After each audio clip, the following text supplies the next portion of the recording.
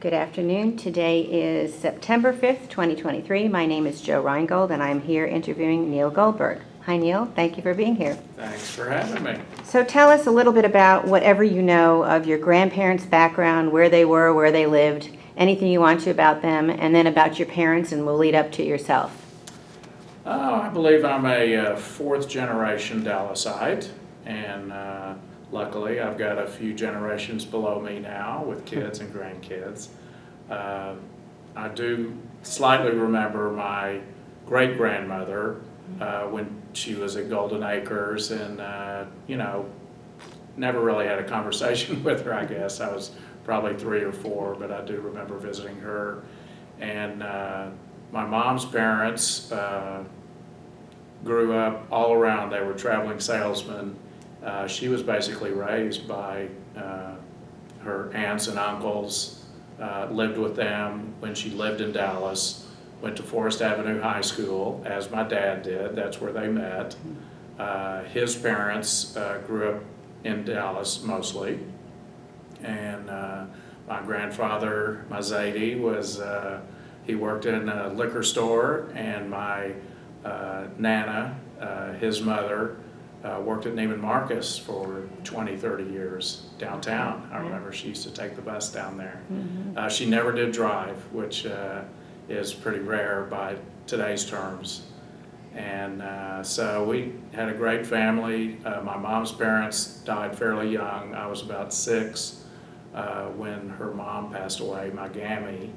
And her father passed away before I was born, actually, right after she married my dad, or maybe right before. And, my parents got married when they were 18 and 19 and lived to celebrate their 72nd anniversary, and passed away shortly before that. So, they were obviously a big influence on me, and family, was what made us all tick back then. You're a rare commodity to be here, your family, so many years.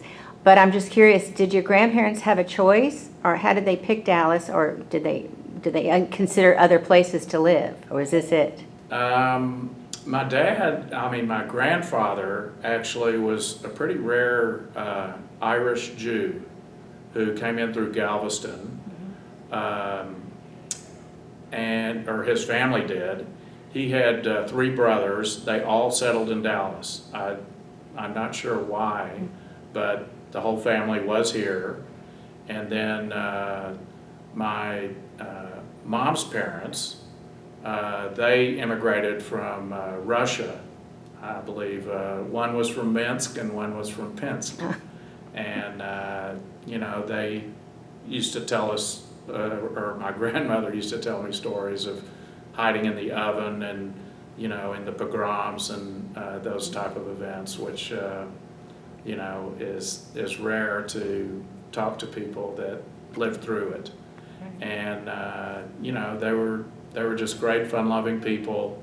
My grandmother's family, she's one of 8 siblings. Almost all of them lived in Dallas at one time or another. The aunts and uncles were like my great aunts and uncles were just like my aunts and uncles, because my dad actually was an only child and grew up pretty close to the neighborhood that I grew up in, and they used to live in a 2-bedroom, 1-bath house and used to spend the night over there all the time. And it's amazing, the neighborhoods that you could go 3 or 4 houses down and know a family, oftentimes a Jewish family. And, that was just the atmosphere that we grew up in. And that's wonderful to have such a tremendous support system, really. So tell me a little bit about your growing up, your childhood, where you lived, what fun things you did for, outside school, and your schooling too, if you want. I was born on Witham Street, which was over near Marsh Lane and a little south of Walnut Hill, and lived there shortly before we moved to Farmers Branch. I think I was from the age of 4 to about the age of 8.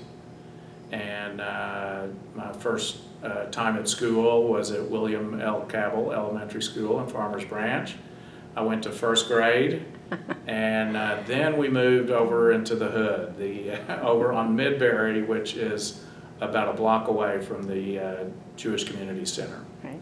At that time, it was the Julia Sheps Community Center, and it was just a great atmosphere. Again, there were so many kids that were similar in age to me. We used to play ball in the street. In the summers, I would come, and I think almost every day I would come down to the J, play a little ball in the gym or the game room, and then go jump in the pool. Spent a lot of time always riding our bikes around. I used to ride my bike to Arthur Kramer from 2nd grade to 7th grade. I think I was still riding my bike to school. And you know, it was just a great atmosphere. I went to Benjamin Franklin Junior High School, and then I graduated from Hillcrest High School, along with my siblings, Jerry and Kenny. And then I went off to the University of Texas, spent 4 years in Austin, which is the only time that I've lived somewhere besides Dallas. And actually, I think I lived about 3 miles away right out of school.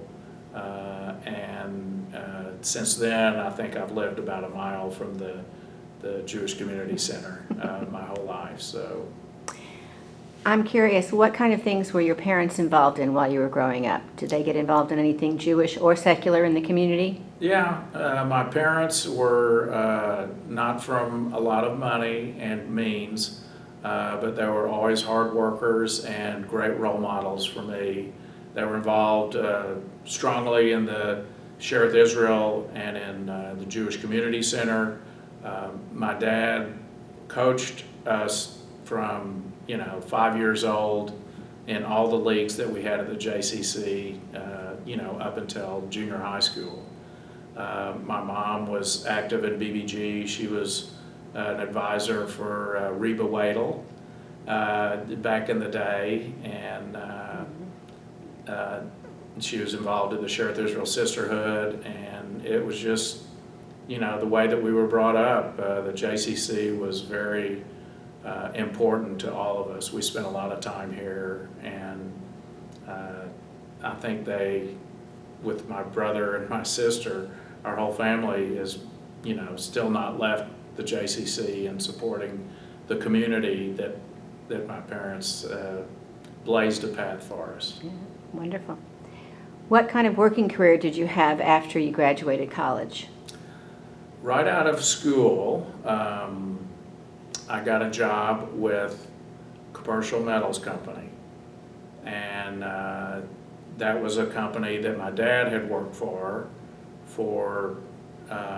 I don't even remember at the time, it must have been about 25 years he had worked for him, and he saw the need for a recycling company in Dallas, a small recycling company.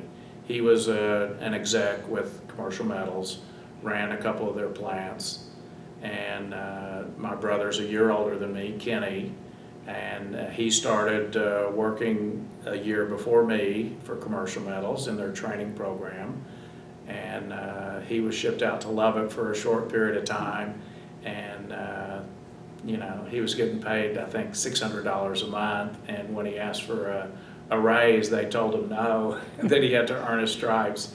So he quit about the time I was finished with a couple of months of work at Commercial. And so he got the ball moving to open our own scrapyard, which we found a lot. And when I was 22 and Kenny was 23, we started our own business, and borrowed, I think it was $5,000 from my dad to get the business started, bought a truck, and the rest is history. We worked there for 37 years before we sold the company in the recycling business. Wonderful. So what about your married life? How did you meet your wife, and how did your family grow? Well, I was married early when I was 22, and divorced about 6 or 7 years later. What came out of that marriage was my first son, Chad Goldberg. And Chad lives in Dallas and has 3 sons, my 3 sons for him, and I have 3 sons as well. I met Lisa a little bit later in life.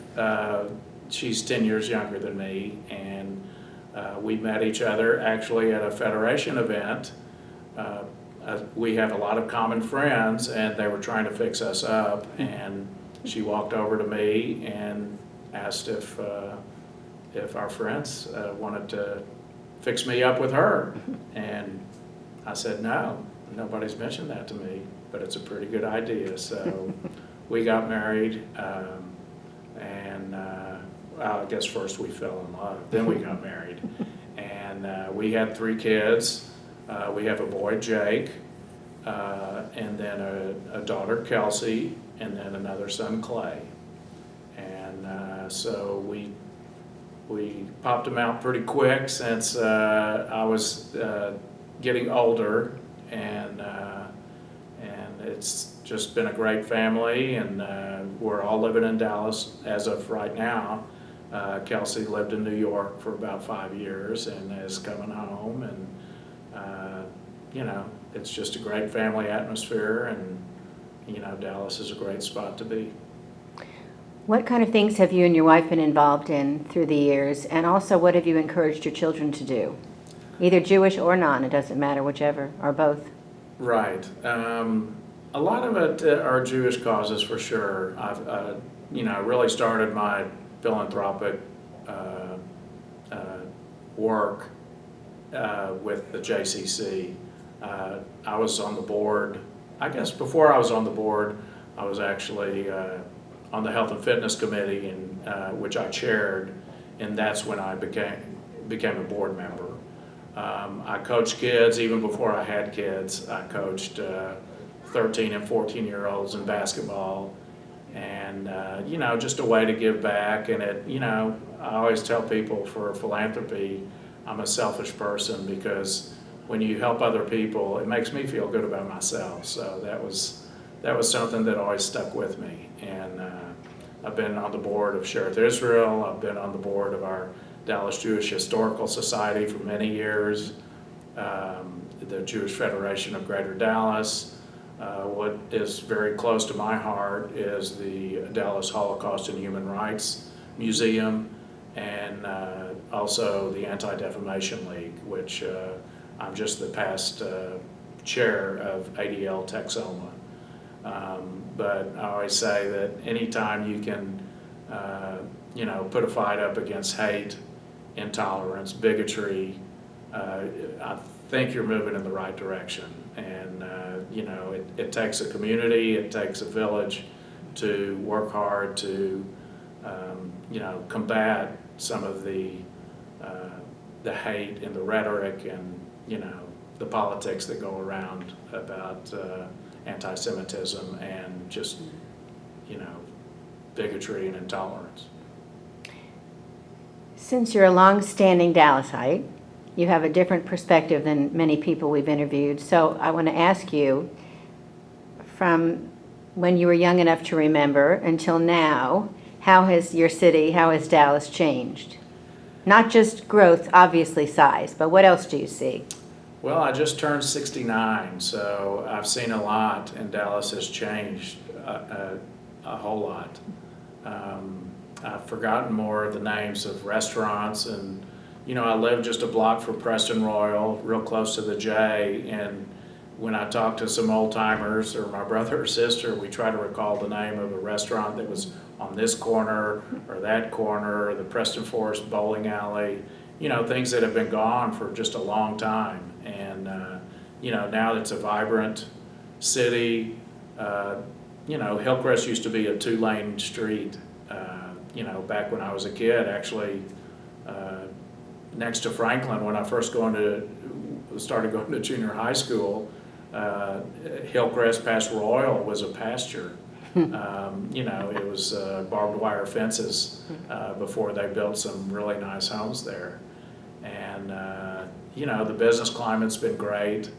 And, back then, the Hillcrest High School area was, so prevalent with Jewish families.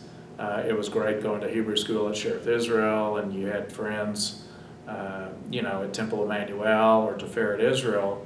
In the early years, there were really only those three places to practice Judaism, and there were probably 5 or 6 rabbis in town. Well, now there's probably 100 rabbis in town. There's high school, Akiba, Yavna, Data, Torah Day School. There are just so many avenues to be Jewish, and to I guess that's another thing. I think I've been a member of probably every shul and synagogue, whether it's Chabad or Shara Tefillah or Tiferet Israel, in Sheret Israel, Anshe Torah, whatever the synagogue was, it was important to me to support the community and be involved. I always knew people at every sanctuary. What? I just had a thought in my head, it popped in. What advice would you give to young business people today that might help them along, since you and your brother started your own business many years ago? What would you say to them in this climate in Dallas? My advice would be to get involved with philanthropy, get involved with not just in giving of money, it's more about giving your time. Anybody who has money can give money, and a lot of people that have money don't give money. But when you give your time, you've bought into the system, and it helps you in business as well. Just the connections you make. A lot of the people that we used to hire in our scrap business and metal recycling business were kids of friends of ours that lived in Dallas, and they were moving to town, or people that we met at school, and they knew their kids were moving to Dallas, and we offered them jobs, and I think it's a great networking atmosphere to to be busy in the philanthropic world, whether it's through the Federation and their events, or just through your particular synagogue or temple. I know you mentioned your parents early on, but can you think of anybody else who might have been a role model for you? Well, my first job was with Commercial Metals, with Jake Feldman was, I think his dad was the founder, but he was the main force, I think, that brought it to, New York Stock Exchange fame and an international company. He was always a role model because I know how much my dad thought of Jake Feldman as well. And, back in the 67-day war, when, people didn't have a lot of money, and we heard that Jake Feldman gave $600,000 or $700,000 to Israel during that 6-day war, that was very, very impressive. And I know my dad used to say he always solicited very hard for his employees to give money as well, which I'm sure he did in the community as well. He would be one, but it's mostly my parents and really my brother and sister as well. I was the youngest of 3 kids, and my sister and my brother and their spouses have been very, very active in the Jewish community and the community at large. And being the youngest, each one of them could blaze a path for me and made it that much easier for me to do whatever I did. It's wonderful. Very good. I know this is tough, but think about this for a minute. What are you the most proud of? If you had to pick something.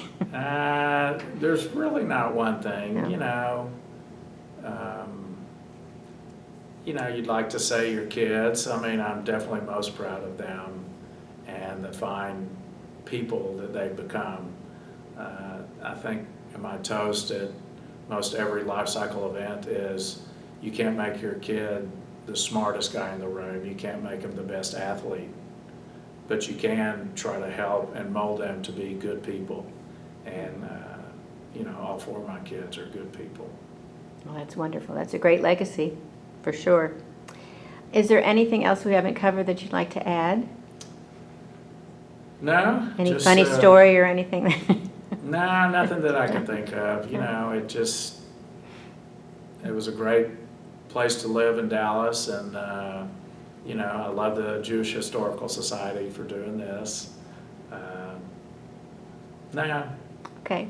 We'll leave it at that. All right. Thank you so much for being here. Okay, great.